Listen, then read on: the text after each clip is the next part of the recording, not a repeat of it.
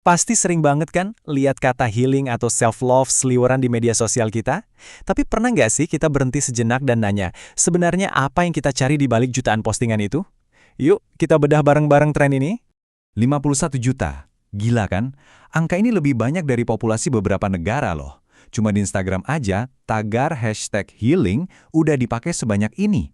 Ini tuh bukan lagi sekedar tren, ini udah jadi semacam gerakan global yang nunjukin kalau ada kebutuhan yang dalam banget buat pemulihan di era digital ini. Nah, ini nih salah satu bentuknya. Pesan dari Marsyanda di sini tuh kena banget intinya.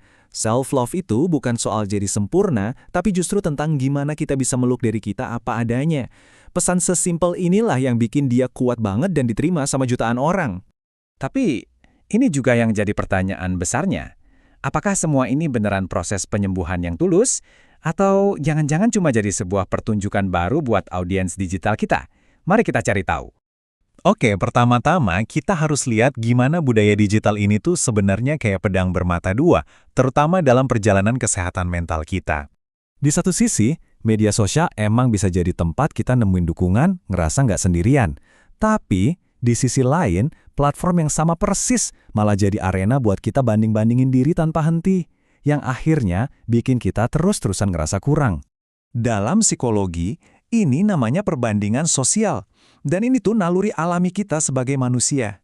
Bedanya apa sama zaman dulu? Sekarang, kita nggak lagi bandingin diri sama teman sebelah rumah, tapi sama potongan-potongan momen terbaik dari ribuan orang di seluruh dunia yang muncul di layar kita tiap detik.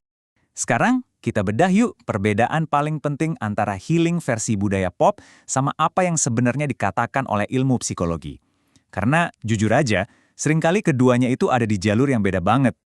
Tabel ini nunjukin perbedaannya dengan jelas banget. Coba deh lihat kolom kiri, pendekatan konsumeris. Fokusnya itu ke hal-hal di luar, kayak liburan mewah atau barang-barang cantik. Kepuasannya itu hedonis, cuma sesaat, dan besok-besok butuh dosis yang lebih tinggi lagi buat ngerasain hal yang sama. Sekarang geser ke kanan, pendekatan yang realistis. Fokusnya itu ke dalam diri, ke transformasi internal. Kepuasannya eudaimonis, artinya lebih bermakna dan tahan lama. Jadi intinya, yang satu soal membeli pemulihan, yang satunya lagi soal membangun pemulihan dari dalam.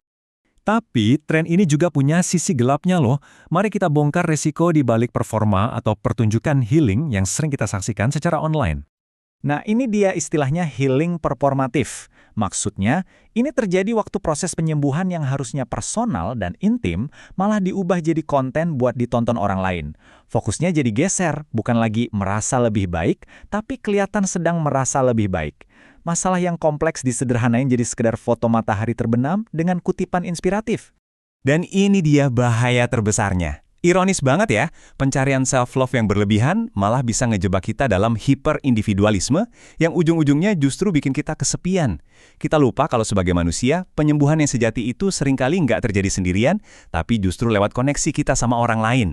Oke, kita udah lihat masalahnya. Sekarang, mari kita geser ke solusinya. Gimana caranya kita bisa mempraktikkan kesejahteraan yang otentik, yang benar-benar berakar dari ilmu psikologi? Ada psikolog namanya Kristin Neff. Dia nawarin alternatif yang lebih kuat, self-compassion atau welas asih pada diri sendiri. Sederhananya gini, perlakukan diri kamu kayak kamu memperlakukan teman baikmu waktu mereka lagi gagal atau sedih. Ini bukan soal manjain diri, tapi soal kebaikan, kesadaran, dan ngakuin kalau kita semua ini manusia yang nggak sempurna. Ini juga nyambung banget sama konsep psikologi positif. Kebahagiaan yang sejati itu bukan cuma perasaan senang sesaat. Anggap aja kayak resep yang punya 4 bahan utama. Keterlibatan, punya makna dalam hidup, hubungan yang positif, dan adanya pencapaian. Nah, healing yang sejati itu adalah tentang membangun keempat pilar ini. Jadi pertanyaannya, gimana cara kita nerapin semua ini dalam kehidupan sehari-hari? Tenang, untungnya ada beberapa langkah praktis yang bisa kita mulai dari sekarang. Ini dia 3 langkah simpel yang terbukti ampuh. Pertama, coba deh menulis. Tuangin semua pikiran yang berantakan itu ke atas kertas. Kedua, terbuka. Ngobrol sama orang yang kita percaya buat ngeringanin beban. Dan yang ketiga, ini yang paling fundamental. Belajar menerima diri sendiri, lengkap dengan segala ketidaksempurnaan kita. Jadi kita kembali ke awal. Media sosial akan tetap ada di hidup kita. Pertanyaannya bukan lagi apakah ini baik atau buruk, tapi bagaimana? Bagaimana caranya kita sebagai individu dan sebagai komunitas bisa mengubah ruang digital ini dari sekedar panggung pertunjukan jadi tempat untuk dukungan yang tulus dan nyata? Jawaban atas pertanyaan itu ada di tangan kita semua.